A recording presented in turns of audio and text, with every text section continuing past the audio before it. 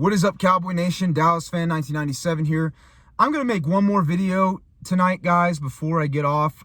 This is an issue I think I kind of brought it up a little bit in the post-game video that I just made today, but it needs to be addressed. The Cowboys have an offensive line problem, mostly at the backups. Now, Farniok is fine. And as for Asim Richards, I think he'll be good, but he needs some time to develop. He's a rookie, 5th-round pick. The Cowboys have not evaluated their offensive line position at all. We need Zach Martin back. Josh Ball, there's no reason why a 6'8" guy who's the tallest guard of all time, who has never played the position before and has not proven himself, plus has not looked good in training camp, should be penciled in as a second-string guard. Most of the fan base, from what I've gathered so far, regardless of how people feel about certain things, are not fans of it. Most people think it's stupid, and it is stupid. Why would you have a guy that's 6'8", never played the position before, too tall for the position, play guard, and he's the second string? And right now he's the starter because Zach Martin hasn't come into camp yet. It doesn't make sense. It doesn't make sense, and it's bad player evaluation. It's player favoritism. We've seen this time and time again from Mike McCarthy over the last couple years, and I'm not a fan of it. The Cowboys made good picks in the 2023 draft, in my opinion, but there's 2 picks that they botched big time. No disrespect to Luke Schoonmaker. I hope Luke Schoonmaker does work out, but we shouldn't have drafted Luke Schoonmaker in the 2nd round. We shouldn't have. Because we had a guard available named Mafi Torrance who could have came in day one and been either a rotational starter or just been a full-time starter. The whole Zach Martin holdout, we would have a lot more leverage if we had drafted Mafi Torrance. But no, we went out and drafted a tight end. And right now, Luke Schoonmaker is the 3rd-string tight end on the team, and he got outplayed by John Stephens. John Stephens is an undrafted free agent, and there's no disrespect to John Stephens because he's been balling out. But he thoroughly outplayed Luke Schoonmaker today. Luke Schoonmaker is a 2nd-round pick. John Stephens is an undrafted free agent, and he's outplaying Luke Schoonmaker. Why would you draft a tight end when you had a guy like Jake Ferguson and Peyton Hendershot, who have already proven to be good tight ends, in the 2nd round, especially Luke Schoonmaker? Now, if you took a tight end like Michael Mayer, one of the players I wanted, I am glad we took Mazi, by the way, but a player I wanted that has like a lot of talent, it would have made sense, and I would have been like, okay, that makes sense. That makes sense. But Luke Schoonmaker's not more talented than Jake Ferguson right now. He's not more talented than Peyton Hendershot right now. So why did you draft a tight end in the 2nd round that's going to pretty much be your 3rd-string tight end? It doesn't make sense, Cowboy Nation. When you had a need at guard and you had a talented player in Mafi Torrance on the board at guard that was a day one starter that you could play in case Zach Martin wasn't available or Smith or whoever is starting at guard. You had a starter there in the 2nd round, and you passed on him for a tight end that's a 3rd-stringer on the team. Okay, and the Cowboys made a mistake there. The second mistake they made was in the 4th round. They had a guy named Antonio Mafi, somebody that they wanted because they weren't as high on Torrance, but they were high on Antonio Mafi. It was a guy they wanted. They were talking about. Antonio Mafi, just like Mafi Torrance, could have also started day one if needed to. He'd be a great backup and a serviceable starter day one. And we could have gotten him in the 4th round. But once again, the Cowboys passed on him for a guy named Viliame Fehoko. Now, Viliame Fehoko had some good production in college. Not great, but decent. But he's a defensive end / tackle. We're already stacked at defensive end. We have 4 defensive ends. We have Armstrong. Plus, Parsons is a linebacker, but he's a pass rusher. We have Lawrence out there. We got Sam Williams out there. We got Fowler out there.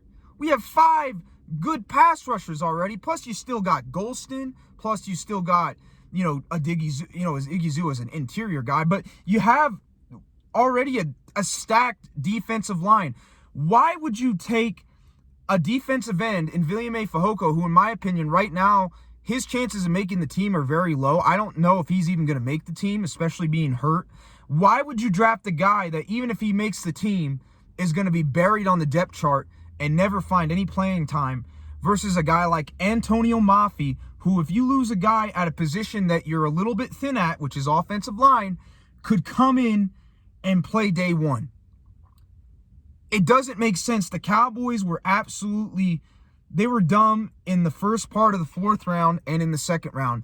They overdrafted both of these players.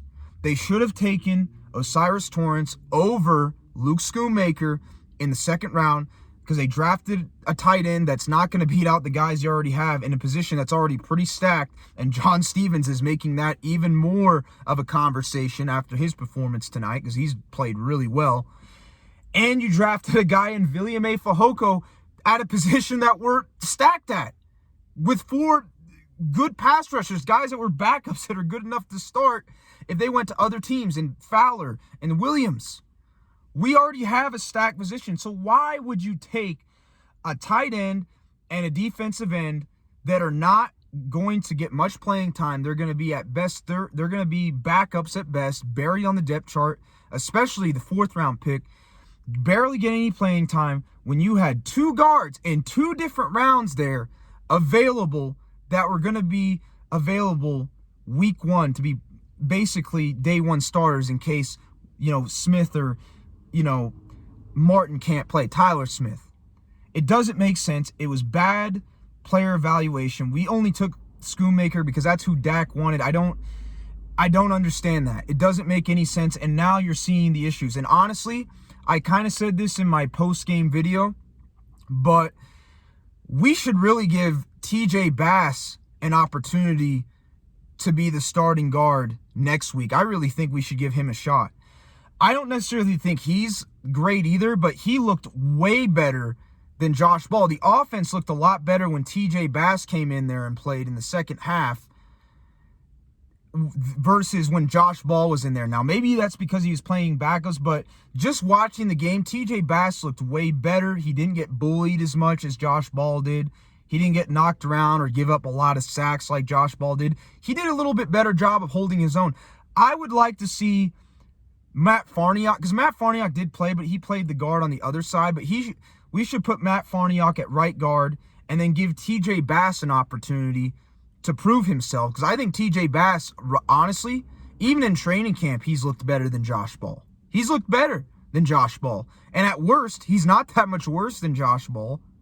So we really should give him an opportunity because I'm done with Josh Ball. The fan base is done with Josh Ball. If Mike McCarthy is trying to sell the Kool-Aid that most of us are not buying into, it's a joke. If he's trying to sell Josh Ball as a backup guard or a potential starter just in case we lose, Zach Martin, or we don't have Zach Martin available, it's a joke. It's an absolute joke, Cowboy Nation. And it's a real problem. It's a real problem. And I'm just saying we should have drafted O'Cyrus Torrance and Antonio Mafi instead of a tight end that's probably only going to be at best the 3rd stringer, and a defensive end that may not even make the team. And even if he does, he's going to be buried on the depth chart. And it doesn't make any sense why we didn't do that. That's all I'm saying. Now, all the other guys, I liked the picks, and they proved it today.